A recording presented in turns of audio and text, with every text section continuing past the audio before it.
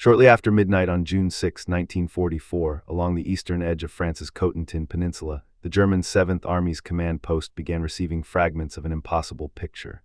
Reports came in of parachutes over Sainte-Marie-du-Mont, then over Montaberg, then along both banks of the Vire River, then near the village of Sainte-Miraglise, then on the eastern coast of the peninsula itself. To the officers reading these dispatches, the reports made no coherent sense. Parachutists seemed to be landing everywhere at once, in numbers no one could estimate, in locations that formed no obvious pattern, in a night made worse by low cloud and drifting fog. The German 7th Army's own war diary recorded the confusion in real time. At approximately 1:30 hours, landings were logged east and northwest of Caen, near Sainte-Marie-du-Mont at Montaberg on both sides of the Vire and along the Cotentin's eastern shoreline. Fighting was already being reported near Le Ham. For hours, the German High Command could not determine whether this was the invasion itself, a diversion, or something else entirely. By 400, a preliminary and understated assessment had formed. The Americans appeared to be trying to seal off the narrow neck of the Cotentin Peninsula. It was a reasonable guess. It was also badly incomplete. What the German command did not yet grasp was that the very disorder of the drop, pilots scattering under flak, paratroopers landing miles from their intended zones, men wading through flooded pastures in the dark, had made their own force nearly impossible to track. An invasion force that could not find itself was, paradoxically, a force the enemy could not find either. This is the story of the 101st Airborne Division, the Screaming Eagles, and of the reputation it built in the hours, days, and months after that chaotic night. A reputation shaped not by press releases or propaganda, but by the German war diaries, after-action reports, and battlefield decisions of the officers who had to fight against it. It is a story about how confusion, properly exploited, became a weapon in its own right, and about how a scattered, disorganized landing turned into one of the most storied achievements of the European campaign. By the spring of 1944, the Allied High Command had spent nearly 2 years preparing for a cross-channel invasion of German-occupied France. The plan, codenamed Operation Overlord, called for a seaborne assault across 5 beaches in Normandy, supported by airborne divisions dropped inland the night before to seize key terrain and disrupt the German response. Airborne warfare was, in 1944, still a young and unproven doctrine. The German military had pioneered large-scale parachute assaults with its Fallschirmjäger forces, most notably during the invasion of Crete in May 1941. That operation had succeeded in capturing the island, but German casualties had been so severe, nearly 4,000 dead among the parachute forces, that Adolf Hitler personally curtailed further large-scale German airborne operations for the remainder of the war. The Allies studied this lesson carefully. They understood that a parachute assault could achieve surprise and seize ground no amphibious force could immediately reach, but they also understood that scattered, lightly armed paratroopers were vulnerable to swift counterattack if an enemy could concentrate against them quickly. The Cotentin Peninsula presented a specific tactical problem. Utah Beach, the westernmost of the 5 invasion beaches, was backed by low-lying ground that German engineers had deliberately flooded, leaving only a handful of raised causeways as passable routes inland.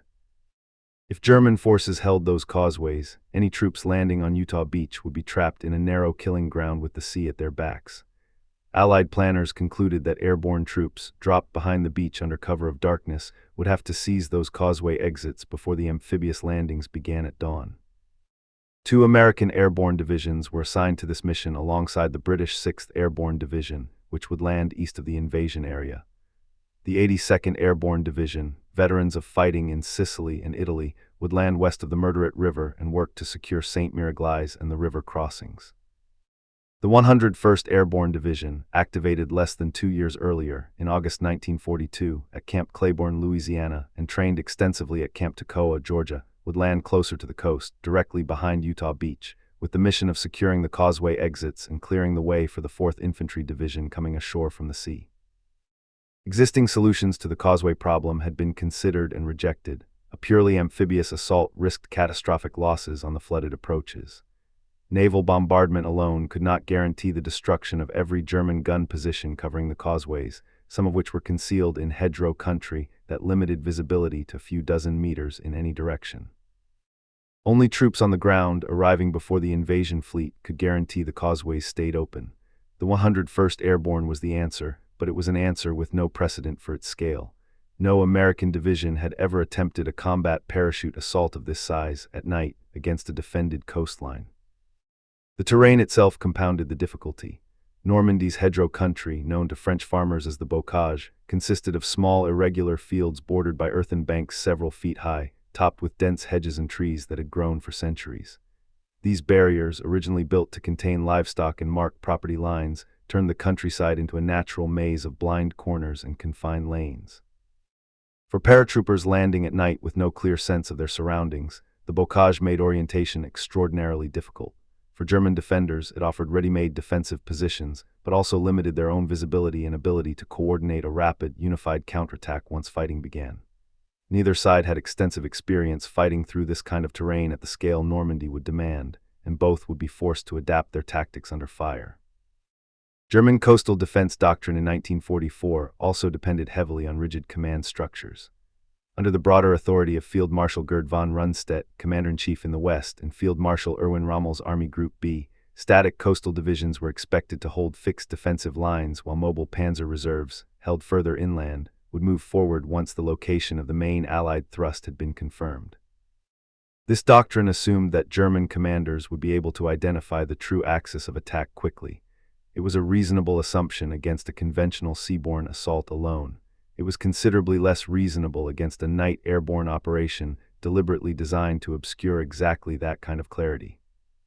The division that would eventually earn its reputation among German officers was led, in June 1944, by Major General Maxwell D. Taylor, a 43-year-old career officer from Keytesville, Missouri, who had assumed command only 2 months earlier, in April 1944. Taylor had replaced the division's founding commander, Major General William C. Bill Ley, who suffered a heart attack during training in England. The paratroopers had trained under Ley for nearly 2 years, and many of them jumped into Normandy shouting his name as a rallying cry, even though he would not lead them into combat. Serving under Taylor was Brigadier General Anthony C. McAuliffe, the division's artillery commander, a role that would later place him in command of the division during its most famous stand. Also present in the division's leadership was Brigadier General Don F. Pratt, the assistant division commander, who would become the first American general officer killed on French soil during the invasion, dying when his glider crashed on landing. Among the men of the 506th Parachute Infantry Regiment was First Lieutenant Richard Winters, commanding Easy Company, whose actions on the morning of D-Day against a German artillery battery near Brecourt Manor would become one of the most closely studied small unit actions of the war.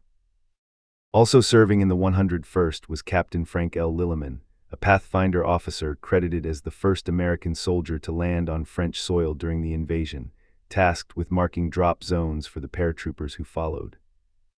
Opposing the division was the German 7th Army, commanded by Generaloberst Friedrich Dahlmann, responsible for the defense of Normandy and the Cotentin Peninsula. Working alongside Field Marshal Erwin Rommel's Army Group B was Lieutenant General Hans Spadel, Rommel's chief of staff, whose decisions in the hours before the invasion, including a reduced alert status after German patrols discovered dummy paratroopers dropped as part of the Allied deception plan, Operation Titanic left German coastal units less prepared than they might otherwise have been when the real airborne assault began. Later in the campaign, the division would face the German 5th Panzer Army under General Hasso von Manteuffel and elements commanded by General Heinrich Freiherr von Leutwitz, whose forces would surround the 101st Airborne at Bastogne during the Battle of the Bulge in December 1944. The paratroopers themselves came overwhelmingly from the ranks of volunteers, a distinction the division's leadership regarded as central to its identity.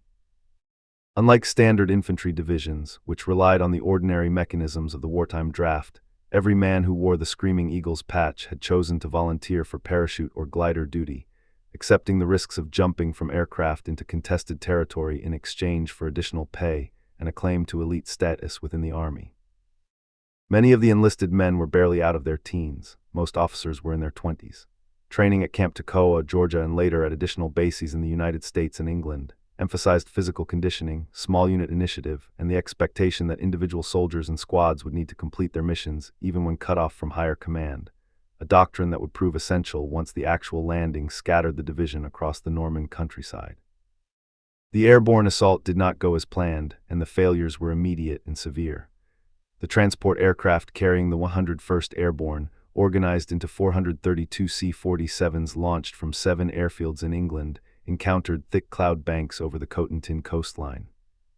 Formations that had held tight discipline during the Channel crossing broke apart as pilots, flying without radar and forbidden from breaking radio silence, maneuvered independently to avoid collisions and German anti-aircraft fire. Flak batteries along the coast opened up on the scattered formations, forcing pilots into further evasive turns. The result was a drop pattern that bore little resemblance to the carefully planned drop zones. Rather than concentrating within designated areas, the paratroopers of the 101st Airborne came down across a rectangle of Norman countryside roughly 25 miles long and 15 miles wide. By dawn on June 6, only about 1,100 of the division's 6,600 paratroopers had managed to reach their designated rally points.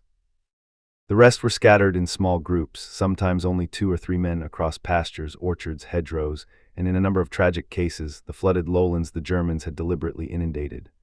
A number of paratroopers, weighed down by equipment, drowned in fields that were only a few feet deep, but impossible to escape once a man was tangled in his parachute harness. Pathfinder teams, whose job was to mark drop zones with radar beacons and lights ahead of the main force, achieved only partial success. Some zones were marked accurately, others not at all, compounding the dispersal. Glider landings, scheduled to reinforce the paratroopers at dawn and again at dusk, suffered their own losses. General Pratt's glider crashed on landing, killing him instantly. For the individual paratrooper, the failed drop meant an immediate and personal crisis. Many men landed alone, in the dark and unfamiliar terrain, often within a few hundred meters of German positions, with no way of knowing whether their comrades were nearby or miles away. Small unit cohesion, the backbone of any infantry operation, had effectively collapsed within minutes of the jump. Compounding the physical hazards of the drop was the near-total collapse of standard command and control. Radios were bulky, fragile, and frequently lost or damaged during the jump. Many officers found themselves without any means of contacting higher headquarters or even the rest of their own companies for hours after landing. Assembly was meant to be aided by small mechanical clicking devices, known to the paratroopers as crickets, which allowed scattered soldiers to identify each other in the dark by sound rather than sight, since challenging a stranger verbally in unfamiliar terrain risked alerting nearby German patrols. Even with these tools, many men spent the early hours of June 6 essentially alone, relying on a compass, a map, and their own judgment to move toward what they believed to be their objective. Some units fared worse than others. Elements that landed badly off course, including soldiers who came down near the village of Graney's, well outside the division's intended drop zones, found themselves fighting isolated engagements against German forces with no realistic hope of reinforcement or resupply. Casualty figures for the opening day of the operation were severe by any measure. Of the roughly 6,928 paratroopers who jumped as part of the division's Operation Albany mission, an estimated 1,500 were killed, wounded, or captured within the first 24 hours alone, a rate of loss that, considered in isolation, would ordinarily be described as a serious tactical failure. Yet the division's own history, along with subsequent official Army analysis, recorded an unexpected outcome. The dispersal that had seemed a catastrophic failure produced a battlefield effect the planners had not designed but would come to appreciate. As isolated groups of paratroopers began moving toward their objectives independently, engaging German patrols and outposts wherever they encountered them, the picture forming at German headquarters became one of chaos rather than clarity, and that chaos worked against the defenders. The breakthrough in this story is not a single piece of new technology, but a documented tactical phenomenon. The way a badly scattered airborne landing, one that should have been a liability, instead degraded the German ability to respond to the invasion in its opening hours. The mechanism was straightforward and is described in Allied and German records alike. Instead of a single, identifiable mass of paratroopers descending on 1 or 2 concentrated drop zones, a target German reserves could locate and move against with a clear objective, the German 7th Army found itself receiving reports of small groups of American soldiers appearing at dozens of separate points across the peninsula, often far from the actual invasion beaches. German commanders had no way of distinguishing a 2-man reconnaissance patrol from the vanguard of a full battalion. Every isolated firefight had to be treated, cautiously, as if it might be the leading edge of a much larger force. This uncertainty had a paralyzing effect on the German chain of command. Reserves that might otherwise have moved quickly and decisively toward the actual landing beaches were instead held back, or dispatched toward phantom threats, while German officers tried to piece together an accurate picture of where the real danger lay. The 7th Army's own war diary reflects this. Even by 400 hours, several hours after the first jumps, the German command had only a partial and cautious hypothesis about American intentions, and subordinate units seemed just as uncertain as Army headquarters itself. Compounding this natural confusion was a deliberate Allied deception effort. As part of Operation Titanic, a component of the broader bodyguard deception plan, the Royal Air Force and Special Air Service dropped hundreds of dummy paratroopers, weighted burlap figures rigged with small explosive and noise-making charges, at locations far from the actual landing zones. British commandos jumped alongside some of these dummies and played recordings of gunfire and shouting to reinforce the illusion. German patrols investigating these decoys diverted a division-level reserve away from the real landing areas near Omaha, Gold, and the 101st drop zones, searching instead for paratroopers who did not exist. When elements of the German 7th Army eventually discovered the dummies for what they were, Lieutenant General Hans Spadel had already ordered a reduced alert status for coastal units, leaving them still less prepared to respond decisively once the genuine airborne assault began. The technical explanation, stripped of drama, is this: a modern defensive command structure depends on accurate, timely information to allocate scarce reserves to the point of greatest danger. Deny that command structure clear information, and its reserves are paralyzed by uncertainty, even if they remain physically intact and undamaged. The scattered drop of the 101st Airborne, combined with deliberate Allied deception, achieved exactly that effect during the critical early hours of June 6, not through firepower, but through the denial of a coherent picture to the officers who needed one. The first concrete validation of this effect came within hours of the landings. On the morning of June 6, a group of paratroopers from Easy Company, 506th Parachute Infantry Regiment, led by First Lieutenant Richard Winters, located and destroyed a German artillery battery near Brecourt Manor that had been firing on troops landing at Utah Beach. The position had not been precisely known before the invasion. Winters' men also recovered a map detailing the full layout of German defensive positions across the invasion sector, a document of significant intelligence value passed up the chain of command. For his leadership in this action, Winters was awarded the Distinguished Service Cross. Elsewhere on the peninsula, scattered but determined groups of the 101st worked to secure the 4 causeway exits behind Utah Beach that had been the division's primary objective. Despite the failure of the organized drop, enough paratroopers reached the causeways, or fought their way toward them during the day, that the exits were cleared in time to allow the 4th Infantry Division to move inland from the beach without becoming trapped against the flooded ground behind it, the exact catastrophe the airborne mission had been designed to prevent. The division's next major objective was the town of Cairnton, a road junction connecting the Utah and Omaha beachheads, and the last significant obstacle before the 2 invasion sectors could be linked into a single continuous Allied front. General Taylor regarded the capture of Cairnton as his most important remaining task in the Normandy campaign. The assault, which culminated on June 12, 1944, included a documented bayonet charge led by Lieutenant Colonel Robert G. Cole across open ground toward German positions, an action for which Cole was posthumously awarded the Medal of Honor after being killed later in the campaign. Cairnton fell to the 101st Airborne, closing the gap between the beachheads and validating, in concrete territorial terms, what the scattered landing had begun. The fight for Cairnton also produced one of the more consequential German counterattacks of the early campaign, when elements of the 17th SS Panzergrenadier Division Gertz von Berlichingen, along with German paratroop units, attempted to retake the town shortly after its capture. American forces, reinforced by tanks from the 2nd Armored Division, held their positions against this counterattack in fighting that extended over several days in mid-June 1944. The successful defense confirmed that the causeway and road network linking Utah and Omaha beaches would remain in Allied hands, allowing the buildup of men and material on the invasion beaches to continue without the threat of a German wedge splitting the 2 American sectors apart. Following weeks of continuous ground combat in Normandy, the 101st Airborne was withdrawn to England to rebuild its ranks and refit its equipment. The division's next major operation came on September 17, 1944, as part of Operation Market Garden, the largest airborne operation of the war to that point. Alongside the 82nd Airborne Division and the British 1st Airborne Division, the 101st conducted a daylight parachute assault into the Netherlands, tasked with securing a corridor of roads and bridges, including the city of Eindhoven, to allow the British Second Army's ground forces to advance toward the Rhine. Unlike the chaotic night drop into Normandy, the daylight jump into Holland was executed with far greater precision. Formations held together, and the division later described it as among the most successful large-scale airborne drops conducted in combat or training up to that point. The operation ultimately fell short of its most ambitious objective. A bridgehead across the Rhine at Arnhem, held by the British 1st Airborne Division, could not be relieved in time, but the 101st Airborne successfully secured its portion of the corridor and captured Eindhoven, expanding the operational reach of airborne assault beyond its initial proving ground in Normandy.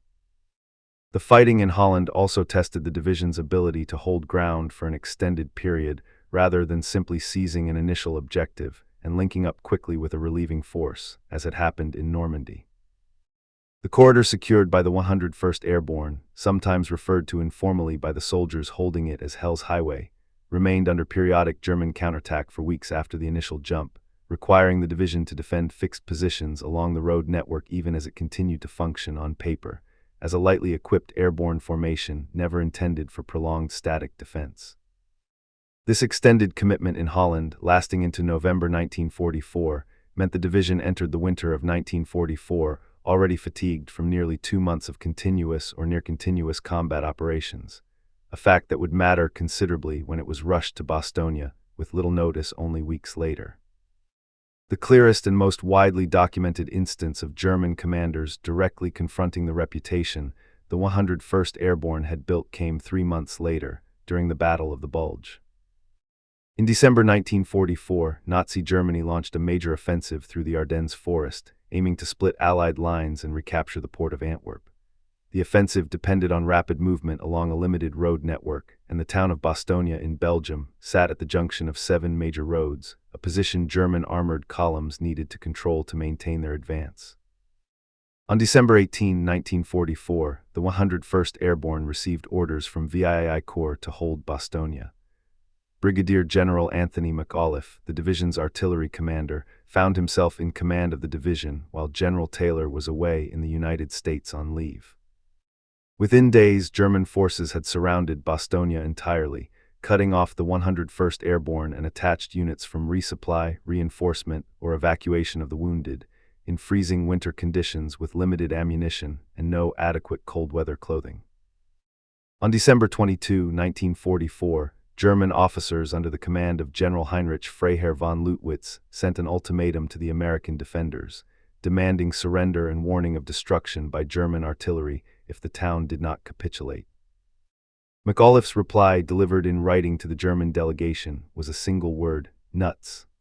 The German officers receiving the message required clarification from an American officer present to understand that the reply was a rejection of the surrender demand rather than a term they had misunderstood.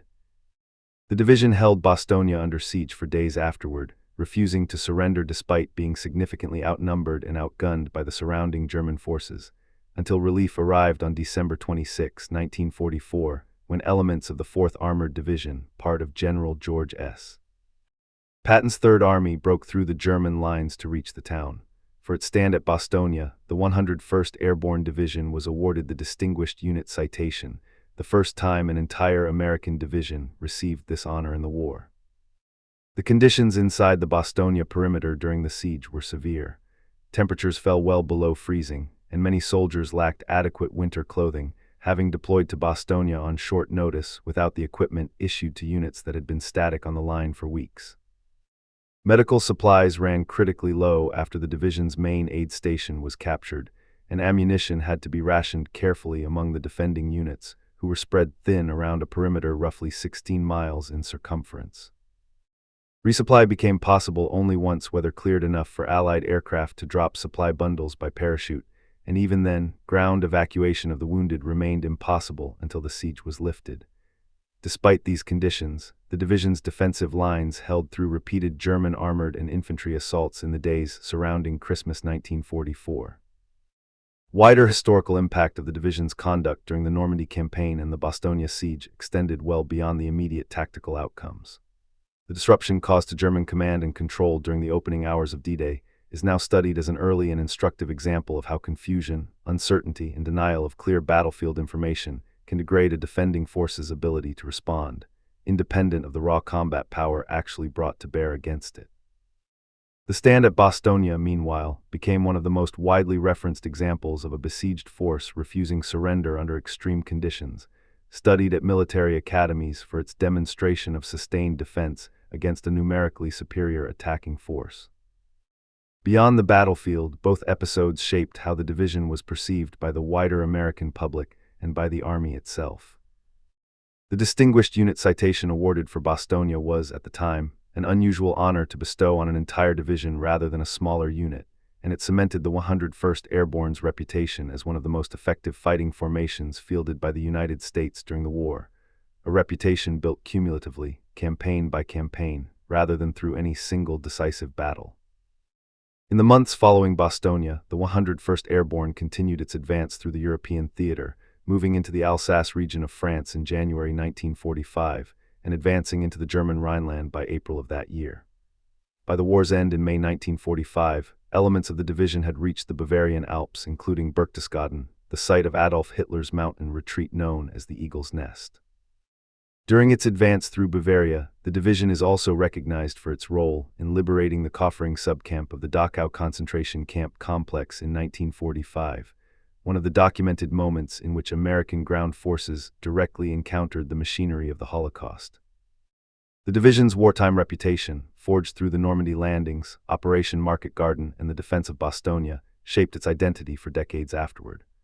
The 101st Airborne Division continued in active service after the war and was later reorganized as an air assault division, adopting helicopter-borne operations as its primary means of battlefield mobility while retaining its historic Screaming Eagles nickname and insignia. That insignia, a bald eagle on a black shield, traces its own history back to Old Abe, the eagle mascot of a Wisconsin regiment during the American Civil War, adopted by the division after it was first organized as a reserve formation in Wisconsin shortly after the First World War. In the decades since 1944, the division has served in Vietnam, the Gulf War, and the conflicts in Iraq and Afghanistan, and remains headquartered at Fort Campbell, Kentucky, as the United States Army's principal air assault division. Its lineage is formally preserved through Army heraldry and unit history programs, and its actions in Normandy and at Bastogne remain part of standard professional military education on airborne operations, command uncertainty, and the defense of encircled positions. The historical record of the division's World War II service has also been preserved through an unusually large body of veteran testimony, official Army histories, and archival photography, much of it collected and published in the decades following the war. This documentation has allowed historians to reconstruct the division's actions in granular detail, from the individual movements of scattered paratroopers on the night of June 5 and 6 to the hour-by-hour development of the siege at Bastogne. That level of documentation is part of why the division's history has remained such a durable subject of military study. The record is unusually complete, drawn not only from American after-action reports but from German war diaries and command logs captured or recovered after the war, allowing historians to compare how each side understood the same events as they unfolded. The problem the Allied planners faced in the spring of 1944 was straightforward to describe and extraordinarily difficult to solve: how to prevent a fortified, flooded stretch of French coastline from turning a beach landing into a trap. Their answer, a night parachute assault behind the German lines, went wrong almost from the moment the first paratroopers left their aircraft. Formations scattered, objectives were missed, men drowned before they ever fired a shot. And yet the documented record, from the German 7th Army's own war diary to the after-action assessments compiled by the United States Army, shows that this failure produced an unplanned advantage. The very disorder that scattered the 101st Airborne across the Cotentin countryside also scattered the German command's ability to understand what it was facing, buying precious hours during which the causeways behind Utah Beach were secured and the amphibious landing was allowed to proceed. Months later at Bastogne, the same division that had emerged from that chaotic landing stood encircled, outnumbered, and undersupplied, and answered a demand for surrender with a single word of refusal. The reputation the 101st Airborne carried among the German officers who fought against it was not built on slogans or nicknames handed down for dramatic effect. It was built in the war diaries, the intelligence estimates, and the surrender negotiations of officers who had to make real decisions against an enemy they often could not clearly see or predict. That is, in the end, the more enduring kind of history, not the legend added afterward, but the record left behind by the men who were there on both sides, trying to understand what had just happened to them. The German war diaries, intelligence estimates, and surrender negotiations examined here remain part of the historical record precisely because they were written in the moment, by officers who did not yet know how the war would end. They describe an enemy that was, by turns, unpredictable, resilient, and unwilling to yield ground even when the tactical situation seemed to demand it. That is the reputation the Screaming Eagles carried out of Normandy, through Holland, and into the frozen perimeter around Bastogne, a reputation earned in the documented judgment of the officers who fought against them, and preserved today in the archives both sides left behind.